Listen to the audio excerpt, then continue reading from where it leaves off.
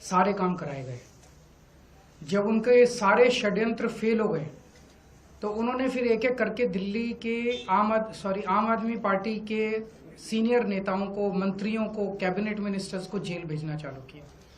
उन्होंने सत्येंद्र जैन को जेल भेजा, मनीष सिसोदिया को जेल भेजा, संजय सिंह को जेल भेजा, मुझे जेल भेजा, सब लोगों को उन्होंने जेल भेजना चालू किया।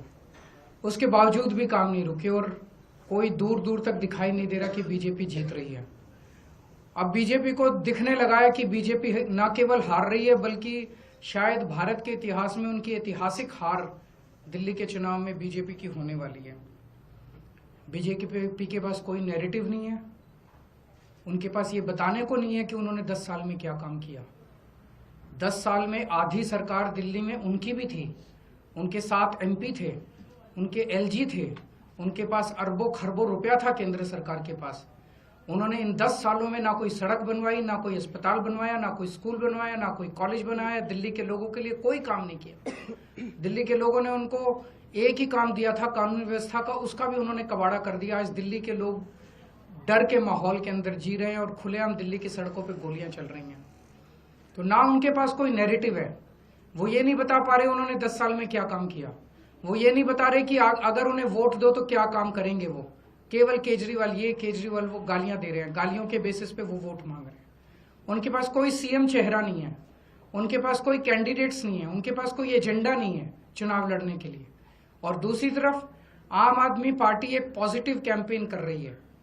हम ये बता रहे हैं लोगों को कि 10 साल में हमने ये काम किए, हमने स्कूल अच्छे किए, स्कूल शानदार किए, बच्चों की पढ़ाई का इंतजाम किया, आप लोगों के इलाज का इंतजाम किया, अस्पताल अच्छे किए, मोहल्ला क्लिनिक बनाए, बिजली 24 घंटे की, बिजली फ्री की, पानी की व्यवस्था की, घर घर पानी पहुंचाने का काम किया, महिलाओं की बस यात्रा फ्री करी, बुजुर्गों के लिए हमने तीर्थ यात्रा फ्री करी। हमने इतने सारे काम किए, इसलिए हम कह रहे हैं हमें वोट दो। आने वाले समय में हम महिलाओं को 2100 रुपए देंगे, बुजुर्गों का फ्री में इलाज कराएंगे, चाहे प्राइवेट हो चाहे सरकारी हो। हम ये काम करेंगे, हमें इन पे काम दो। हम अपने कामों पे वोट मांग रहे हैं, वो केवल और केवल गालियों पे वोट मांग रहे हैं और काम रोकने पे वोट मांग रहे हैं। अभी 3-4 दिन पहले हमने 2 योजनाएं चालू की, अनाउंस की। महिला सम्मान योजना, जिसके तहत हर महिला को चुनाव जीतने के बाद योजना लाई जाएगी जिसमें हर महिला को 2100 रुपए दिए जाएंगे।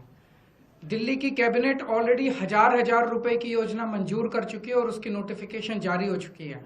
लेकिन मैंने ऐलान किया था कि हम चुनाव जीत जाते हैं तो इसको बढ़ाकर 2100 कर दिया जाएगा।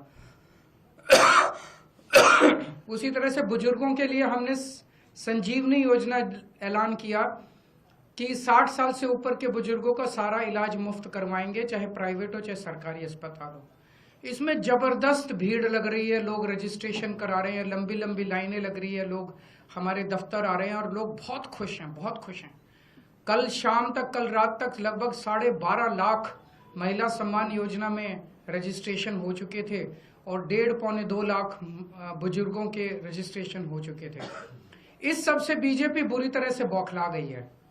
और अभी 3 या 4 दिन पहले हमें अपने सूत्रों से पता चला है कि ED, CBI और इनकम टैक्स तीनों एजेंसीज की मीटिंग हुई है और उस मीटिंग में ऊपर से आदेश आए हैं कि कुछ भी फर्जी केस करके दिल्ली की CM आतिशी जी को गिरफ्तार किया जाए।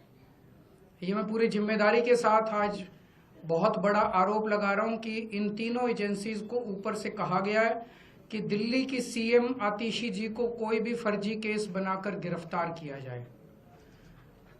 उन्हें यह भी कहा गया है कि उसके पहले, गिरफ्तारी के पहले, आम आदमी पार्टी के सभी सीनियर लीडर्स पर आने वाले दिनों में रेड होगी।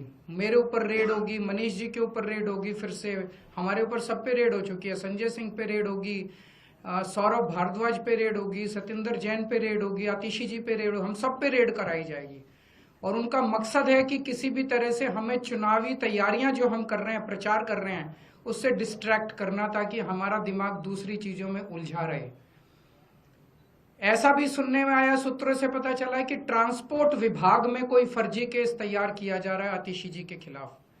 और इनका पूरा मकसद है कि ये किसी भी तरह से महिलाओं की फ्री बस योजना जो है वो रोकना चाहते हैं, वो बंद करवाना चाहते हैं ये लोग।